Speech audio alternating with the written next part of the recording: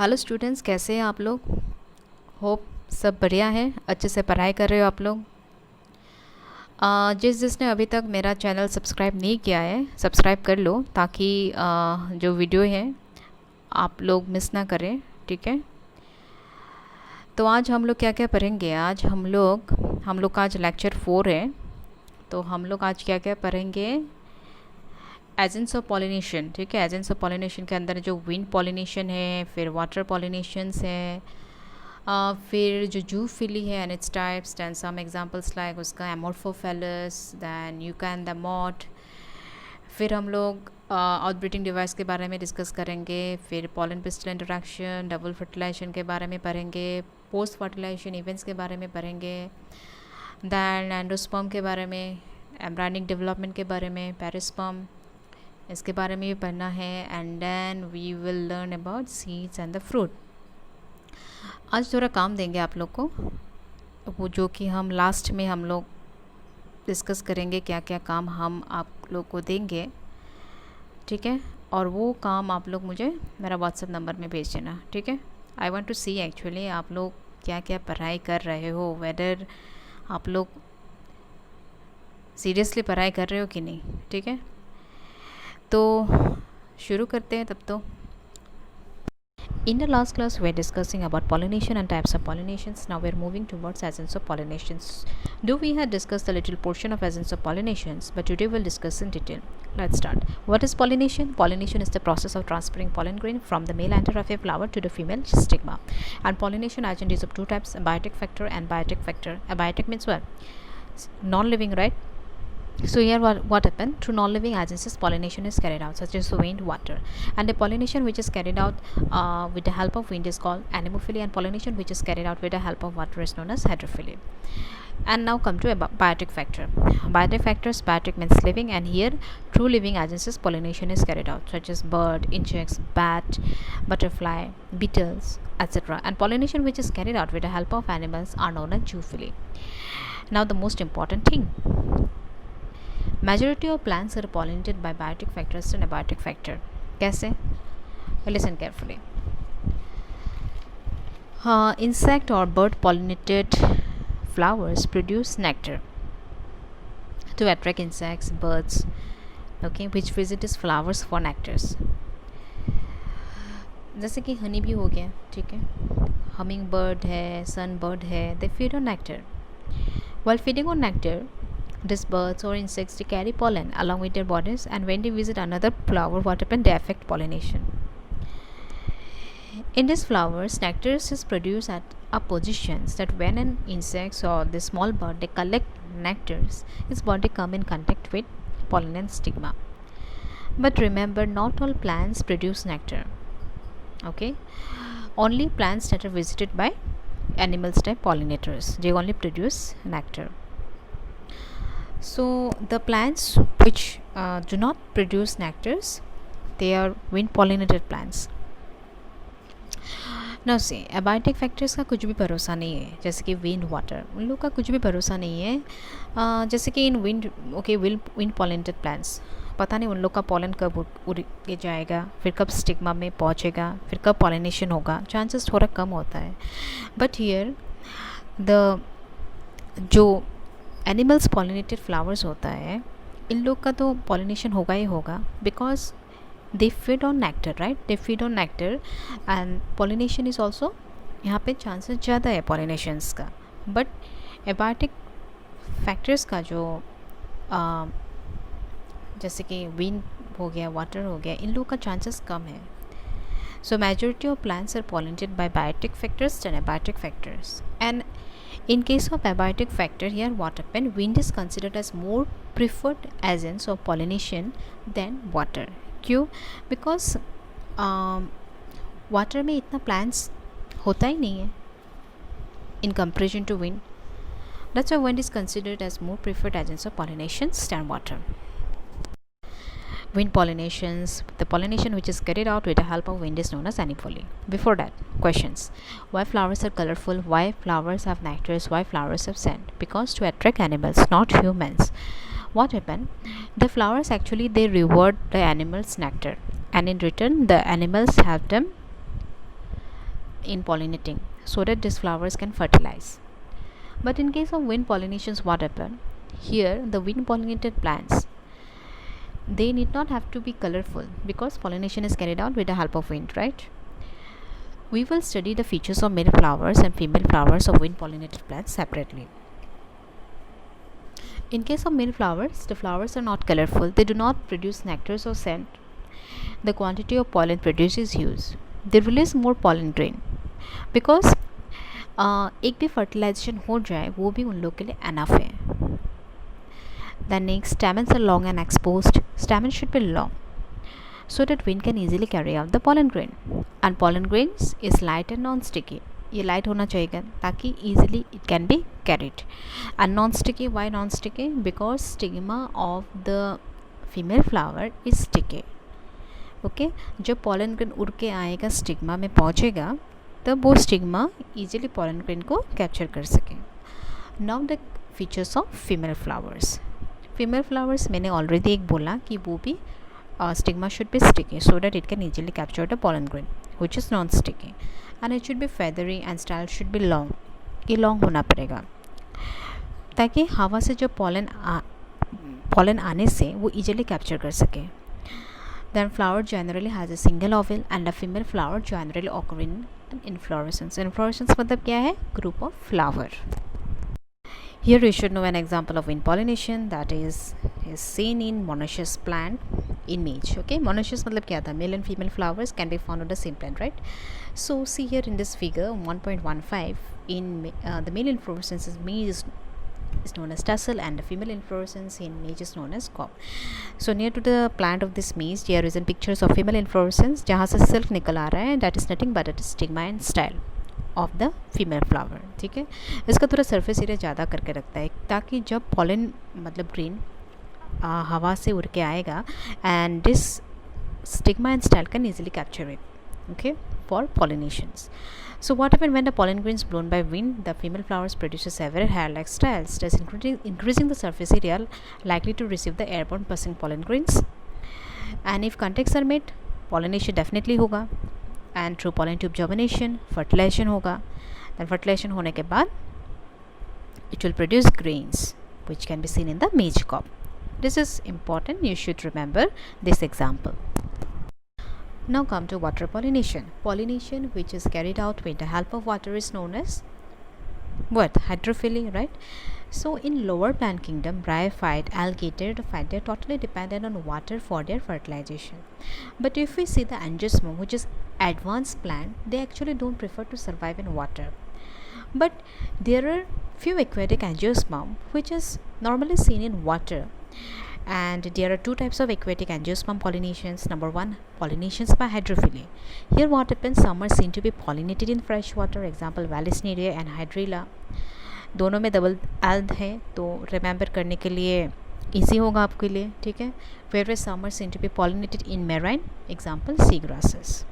Number two, pollinations by anemophily or zoophily, example water hyacinths, water lily. ये भी पानी में रहता है लेकिन इसका जो पॉलिनेशंस वाटर से ये लोग नहीं कराता है. ये लोग बाय इंसेक्ट नहीं तो कोई दूसरा एनिमल से ये लोग पॉलिनेशंस करता है. This flowers are very beautiful, बहुत ब्यूटीफुल है, इसलिए ये लोग शायद पानी से they don't want to be pollinated by water.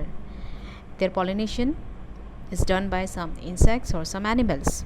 Okay, ना थोड़ा डेफिनेशन अच्छे से देख लेते हैं वाटर पॉलिनेशंस का. Hydrophily, it is the mode of pollination और transfer of pollen grain through the agency of water. Example Zostera दिया है एंड वैलिस्नेरिया. इसका थोड़ा कैरेक्टर्स भी देख लेते हैं. Flowers are small and inconspicuous, nectars and odours are absent. Okay, इसमें कुछ भी नेक्टर्स नहीं होता है, ऑर्डर भी एब्सेंट है.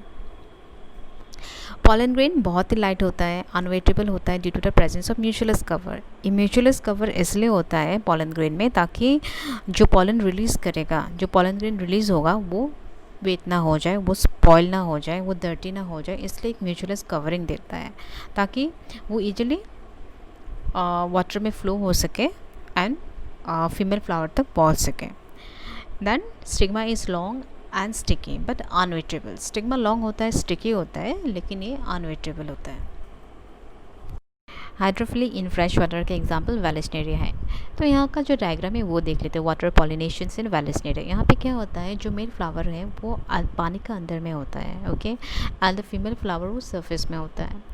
तो इसका पॉलिनेशन कैसे होता है? इसका पॉलिनेशन देखो, मेल फ्लावर पॉलन ग्रेन को रिलीज़ कर देता है, फिर वो आके सरफेस में पहुंच जाता है। सरफेस में पहुंच के थ्रू वाटर क्या होता है, वो फीमेल फ्लावर के पास आ जाता है, पास आके पॉलिनेट हो जाता है। Then after fertilization occurs on surface of water. So in the जो नेक्स्ट जो फोटो है उसमें देखो, उसमें जो बड़ा वाला जो फ्लावर है ना, वो वाला फीमेल फ्लावर है, एंड जो पास में जो छोटे छोटे जो फ्लावर है वो सब मेल फ्लावर्स हैं। अभी ये सरफेस के थ्रू ये लोग पॉलिनेशन होगा, पॉलिनेशन के बाद ये लोग फर्टिलाइज करेंगे, ठीक है। Now hydrophily in marine water, इसका एग्जांपल सी ग्रासेस है। Sea grasses are inside water and they have colourless flower. They fertilise under the sea water. उन लोग का fertilisation under the sea water में होता है। यहाँ में जो मेल प्लांट है they will release pollen grain which is ribbon shape. Ribbon shape क्यों? ताकि वो इजीली फीमेल फ्लावर में इजीली स्टिक हो सके, and it can easily move in water. And this ribbon shaped pollen pouches and covering of mucilus which protect the pollen and also not let the pollen grain to become dirty or spoil. This pollen grain then moves to the female flower for pollination. इसका और एक example है Zostera. Now zoophily and its type. Zoophily क्या था? Pollinations by animals. Types देख लेते हैं इसका. एंटोमोफिली. एंटोमोफिली मतलब pollination by insects. Example honey bee, wasp, butterfly, fly, beetles. Then ornithophily. Ornithophily मतलब pollinations by bird. Example hummingbird, sunbird. Then pollinations by mammals. Example bats. And then next pollination by reptiles. Example chico lizard. So यहाँ पे आप लोग को example जानना है. This example is very important. Amorphophallus. This is the tallest flower in the world. इसका height जो है 6 फीट है. ये एक रिवॉर्ड देता है इंसेक्ट को. ठीक है, क्या ये रिवॉर्ड देता है कि इफ़ कोई इंसेक्ट उसको पॉलिनेट कर दे तब वो इंसेक्ट को उसके अंदर में ले एग करने का परमिशन देता है. मतलब कि if any insect pollinate the flower then it allows the insect to lay eggs inside it and that is really very safety for the insects also. कोई इसके अंदर आके एग्स को नहीं खाएगा क्योंकि ये बहुत ही टॉल है, बहुत ही सेफ्टी है इसके अंदर में इफ़ इंसेक्ट्स एग्स ले करेगा तो एमोर्फोफिलस ये बहुत ही इंपॉर्टेंट है. कभी एग्ज़ाम में पूछ भी सकता है which is the tallest flower in the world. ठीक है, you should know it. This example is important. Yucca and the moth. Yucca is a flower, okay? So here what happens? The moth pollinates in the yucca flower. If the moth pollinates in the yucca flower, then it allows the moth to lay eggs inside the ovary. The moth then enters the ovary to lay eggs as well as pollinate the flower. After the egg matures, the larva moves away from the ovary without harming it. And then what happens? The ovary also converts into fruit. Now outbreeding devices which is very very important. Listen carefully. In bisexual flowers autogamy होता है. Bisexual means flowers with both male and female parts. And autogamy, pollen is transferred to stigma of the same flower. So in bisexual flowers obviously autogamy होता है, जो कि plants really don't want कि उसका self pollination हो, क्योंकि जितना भी क्लोज जेनेटिक मेकअप में बच्चा पैदा होगा उतना ही बुरा है. तो इसको प्रिवेंट करने के लिए प्लांट्स ने कुछ डिवाइसेस बनाया है. डिवाइसेस मतलब कुछ प्लान्स बनाया है ताकि इनब्रीडिंग ना हो बट आउटब्रीडिंग हो. पहला वाला क्या किया? Enter stigma placed a different position. Enter stigma का पोजीशन अलग अलग कर दिया. इफ़ ओवरी इफ बड़ा है तो उसका एंटर छोटा कर दिया ताकि वो लोग सेल्फ पॉलिनेशन ना कर पाए. ठीक है. Second is time of maturity different for male and female part. उन लोग का जो मैच्योरिटी है, इफ़ मेल मैच्योर्ड है तो फीमेल को अनमैच्योर्ड बना दिया ताकि वो लोग सेल्फ पॉलिनेशन ना कर पाए वो लोग. फिर नेक्स्ट आया some plants produce male flower and female, some plant produce female flower. ये एक्चुअली हम लोग को डाइशियस प्लांट में देखने को मिलता है. Example papaya. पपाया में कभी देखा है ना पपाया प्लांट? मैंने ऑलरेडी लास्ट क्लास में भी I think I have discussed. So papaya plant में जिसमें हम लोग को फ्रूटिंग देखने को मिलता है वो एक्चुअली फीमेल फ्लावर है. और जो मेल फ्लावर है मतलब जिसमें ओनली फ्लावर्स दिखने को मिलता है, वहाँ पे मतलब बहुत सारा फ्लावर्स होता है, उसमें फ्रूटिंग नहीं होता है, तो वो एक्चुअली मेल फ्लावर है. ठीक है. फिर नेक्स्ट आया सेल्फ इनकॉम्पिटिबिलिटी. तो यहाँ पे क्या होता है, यहाँ पे ना ही टाइम ऑफ मैच्योरिटी चेंज करता है, फिर ना ही position of anther stigma change करता है. बट यहाँ पे क्या होता है, सेम फ्लावर का पॉलन ग्रेन कंपेटिबली नहीं होगा इसके स्टिग्मा के साथ. A stigma will not accept its own pollen grain, that is self-incompatibility, and which prevents self-fertilization and does encourage outgrowth and allogamy. All right. Now come to pollen pistil interaction and double fertilization. Pollen pistil interaction मतलब क्या है? The moment of a pollen grain land on the stigma. From there, pollen pistil interaction begins. आखिर कब तक? Until the pollen tube breaks the synergid and it happens due to some chemical signaling. Pollen भी कुछ chemical release करता है, pistol भी कुछ chemical release करता है. फिर उन लोग के आपस में जो सिग्नलिंग होता है उसको हम लोग इंटरेक्शन बोलते हैं. मतलब pollen pistil interaction is the chemical signalling between pollen and pistil from the time of landing of pollen till entry of pollen tube into synergid. अब देखो जो फर्स्ट डायग्राम में जो पॉलन ग्रेन है ना उसको देखो, उसमें एक ट्यूब न्यूक्लियस, नहीं तो हम लोग उसको वेजिटेटिव न्यूक्लियस या वेजिटेटिव सेल भी बोलते हैं, और एक है जेनरेटिव न्यूक्लियस. और जेनरेटिव सेल जो आके it undergoes mitosis and form and produce 2 male gametes, right. So देखो ये pollen grain if it reaches the stigma, अभी डबल फर्टिलाइजेशन का जो फर्स्ट डायग्राम है उसमें देखो, सपोज ये पॉलन ग्रेन आके ये जो ओवरी है मतलब ये जो पिस्टल है इसका स्टिग्मा में आके आ गया, तब क्या होगा, जो इसका जो ट्यूब न्यूक्लियस या वेजिटेटिव सेल है ये अपना साइटोप्लाज्म घुसा के ट्यूब बना लेगा. ठीक है, जिसको हम लोग पॉलन ट्यूब भी बोलते हैं. ठीक है, ये देखो पॉलन ट्यूब जैसा पूरा अंदर आ गया घुसा के. फिर द जेनरेटिव सेल भी क्या करता है, यहाँ पे generative cell undergoes mitosis, then it produces 2 male gametes.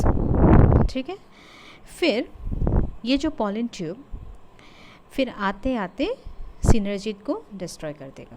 Synergid कहाँ पे है, synergid it's near to the egg cell. Okay, destroy कर देता है. तब तक हम लोग का ये पॉलन पिस्टल इंटरेक्शन था.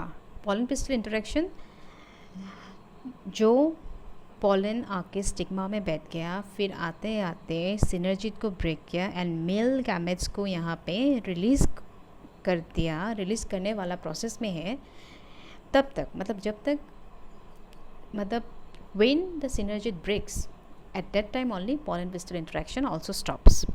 Clear? अभी देखो क्या होता है. This male gametes, जो पहला मेल गैमेट्स आके एक सेल के साथ फ्यूज़ हो जाएगा. ठीक है, एक सेल जो मिडिल में है एक सेल के साथ फ्यूज़ हो जाएगा. वो फ्यूजन को हम लोग सिनगेमी बोलते हैं. मतलब fusion of the male and female gametes during fertilization is known as syngamy. During syngamy zygote is produced, zygote बन जाएगा and which later forms the embryo. बाकी और एक मेल गैमेट था, है कि नहीं, 2 मेल गैमेट्स जो रिलीज़ हुआ था, एक मेल गैमेट तो एक के साथ फ्यूज हो गया जो कि एक जाइगोट बन गया. एंड सेकेंड जो है वो क्या करेगा, second male gamete, other male gamete जो है वो जो 2 पोलर न्यूक्लियर है हम लोग का सेंट्रल सेल में, जो 2 पोलर न्यूक्लियर है उसके साथ फ्यूज़ हो जाएगा, जिसको हम लोग ट्रिपल फ्यूजन बोलते हैं. ठीक है, ट्रिपल फ्यूजन या हम लोग इसको प्राइमरी एंडोस्पर्म न्यूक्लियस पे बोलते हैं. During triple fusion endosperm cell से produce which develop into endosperm. अब देखो ये syngamy and triple fusion together हम लोग इसको डबल फर्टिलाइजेशन बोलते हैं, क्योंकि यहाँ पे 2 बार फर्टिलाइजेशन हुआ है. एक बार एक के साथ मेल गैमेट्स का फ्यूजन हुआ है जिसको हम लोग सिनगेमी बोलते हैं, और एक बार क्या हुआ, जो अदर मेल गैमेट रहा ना वो जब 2 पोलर न्यूक्लियर के साथ फ्यूज हुआ उसको हम लोग ट्रिपल फ्यूजन बोलते हैं. सो together syngamy and triple fusion को हम लोग डबल फर्टिलाइजेशन बोलते हैं. I think it's clear. अभी पोस्ट फर्टिलाइजेशन इवेंट्स में क्या क्या होने वाला है देखते हैं, ठीक है। एक तो development of endosperm and embryo होने वाला है, and secondly development of seed and formation of fruits होने वाला है। तो देखते हैं। Now come to endosperm.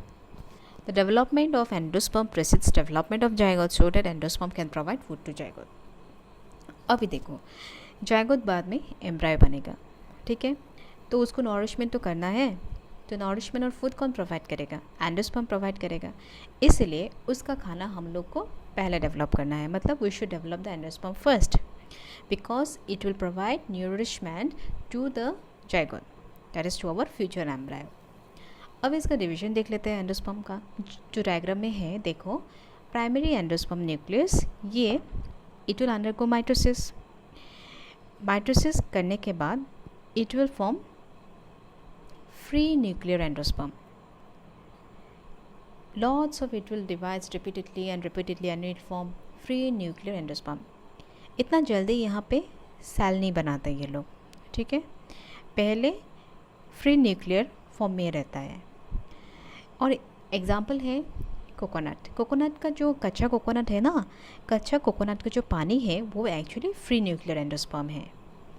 बाद में क्या होता है, जब बहुत सारा फ्री न्यूक्लियर एंडोस्पर्म मतलब बन जाता है, फिर वहाँ पे सेल वॉल फॉर्म कर देता है, जो कि प्रॉपर एंडोस्पर्मिक सेल होता है। तो वो क्या होता है, जो हम लोग कोकोनट बाद में जो मतलब कोकोनट ड्राई होके जो सॉलिड हो जाता है ना, जो सॉलिड हो जाता है white solid form, that is actually the proper cellular endosperm, which we also known as white kernel of coconut. Now let's see the embryonic development. Embryonic development क्या होता है देखते हैं। Plant embryogenesis is a process that occurs after the fertilization of an ovule to produce a fully developed plant embryo. इसका stages होता है, ठीक है। अभी डायग्राम में देखो, stages in embryo development। यहाँ जो जायगोट है, यहाँ का सेल डिवाइड करता है पहले, ठीक है। फिर फर्स्ट स्टेज में आता है, that is your globular stage of embryo. जो ग्लोबुलर स्टेजेस ऑफ एम्ब्रायो होता है, ये बाद में सेकेंड स्टेज में क्या होता है, ये कन्वर्ट हो जाता है हार्ट शेप में, क्योंकि जैसे जैसे ये एम्ब्रायो बढ़ जाता है, ये खाना एंडोस्पर्म से खा रहा है कि नहीं, एंड ये जो विंग्स निकल रहा है ना हार्ट शेप में, ये आगे जाके कॉटिलेडन बनेगा। अभी कॉटिलेडन क्या है, अभी ये एम्ब्रायो एंडोस्पर्म से खाना खा रहा है। बाद में इन केस ये पूरा ये सीड बन गया एंड एंडोस्पर्म भी ख़त्म हो गया, ओके। एम्ब्रायो फॉर्मेशन करने के लिए देखो एंडोस्पर्म से खाना खा रहा है, बाद में इफ सीड बन जाएगा तो एंडोस्पर्म भी ख़त्म हो जाएगा। तो इफ़ वो सीड जर्मिनेट होने का बाद में इफ़ जल्दी जर्मिनेट होने का मौका ना मिले, इफ़ उसे 1 ईयर तक जर्मिनेट ना हो या 2 साल तक जर्मिनेट ना हो, तो सीड को तो कुछ खाना चाहिएगा होगा, ये सुनो। तो ये कॉटिलेडन काम आएगा तब। कॉटिलेडन में अभी फूड स्टोर करके रखा है, एंडोस्पर्म को खा खा के कॉटिलेडन को डेवलप कर रहा है, ताकि it can provide food at the time of germination. और यहाँ पे सस्पेंशन भी है। सस्पेंशन क्या होता है देख लेते हैं। Suspension is traditionally believed to be supporting structure during plant embryo development that pushes the embryo proper into the endosperm cavity and connects it to the surrounding material and endosperm tissues to facilitate the transfer of nutrients and plants hormones, ठीक है। The next आ गया हम लोग का next stage, it is the final stage है mature embryo. Mature embryo cotyledon के बारे में हम लोग डिस्कस कर लिया। अभी हम लोग को प्लूम्यूल एंड रेटिकल के बारे में जानना है। रेटिकल क्या है? Radicle is the embryonic root of the plant. पूरा रूट सिस्टम रेटिकल से निकलेगा and grows downward in the soil. And plumule क्या है? पूरा शूट सिस्टम, लीव्स हो गया आपका, स्टैम्स हो गया, पूरा ये सब आपका प्लूमिल से निकलेगा। और नीचे में एक मैं डायग्राम भी दे दिया आप लोग के लिए क्लियर समझने के लिए। देखो ये सीड है, बाहर में ये सीड कोट है, ठीक है। रेटिकल देखो नीचे में जो रूट सिस्टम बाद में फॉर्मेशन होने वाला है, एंड प्लूमुल जो लीव्स शूट बियरिंग, पूरा शूट का काम प्लूमिल करेगा। पेरिस्पर्मी इम्पॉर्टेंट है, आप लोग को जानना भी है, ठीक है। ये actually we should know what is nucellus. Nucellus के बारे में ऑलरेडी हम लोग डिस्कस भी कर चुका था। The central part of an ovule containing embryo sac. So what happened here? As soon as seed develop, the nucleus usually disappear. But if in case of some seed, actually what happened? Nucleus uh, that is left in a mature seed, that is known as perisperm. मतलब nucleus that is left in a mature seed is known as perisperm. अभी कोई confuse भी हो सकते हो आप लोग, perisperm endosperm क्या क्या है। तो यहाँ पे मैं डिफ्रेंशिएशन दे दिया। एंडोस्पर्म तो हम लोग अभी भी डिस्कस कर ही लिया, और पेरिस्पर्म का एग्जांपल आप लोग को जाना है ब्लैक पेपर, ठीक है। Seed and fruit, seed formation देख लेते हैं। सीड फॉर्मेशन में क्या है? एंडोस्पर्म यहाँ पे फूड स्टोर होता है for developing the embryo, right. And जो एम्ब्रायो है वो बाद में प्लूमियल, रेडिकल एंड कॉटिलेडन्स बनता है, and integuments become the seed coat. And in case of fruits क्या होता है? फ्रूट्स का देखो, ओवरी, पूरा ओवरी बाद में फ्रूट्स कन्वर्ट हो जाता है। एंड ये जो डायग्राम है ना सीड का जो डायग्राम है, एम्ब्रायो, ओके, एम्ब्रायो बाद में एक छोटू सा प्लांट बन जाएगा, मतलब प्लांट बन जाएगा वो। एंड कॉटिलेडन है जो कि फूड प्रोवाइड कर रहा है एम्ब्रायो को, and testa is the seed coat. The ovules become the seed and ovary becomes the fruit. Thank you students for your attentions and patience. So आज का काम ज़रा टफ नहीं है, ईजी है। डायग्राम ड्रॉ करना है आप लोग को, बहुत ही सुंदर सा डायग्राम। देखती हूँ कौन कितना अच्छे से डायग्राम ड्रॉ करते हैं, ठीक है। तो आप लोग को structure of ovary, okay, structure of ovary and structure of ovule of female flower, आप लोग को डायग्राम ड्रॉ करना है और फिर मुझे मेरा नंबर में, व्हाट्सएप नंबर में भेजना है। बहुत नीट एंड क्लीन से ड्रॉ करो, ठीक है। लेवलिंग बहुत बढ़िया से करो और प्लीज़ सेंड मी। तो आज के लिए इतना ही है तब तो, ठीक है। See you in the next class then. Till then, take care. Bye bye.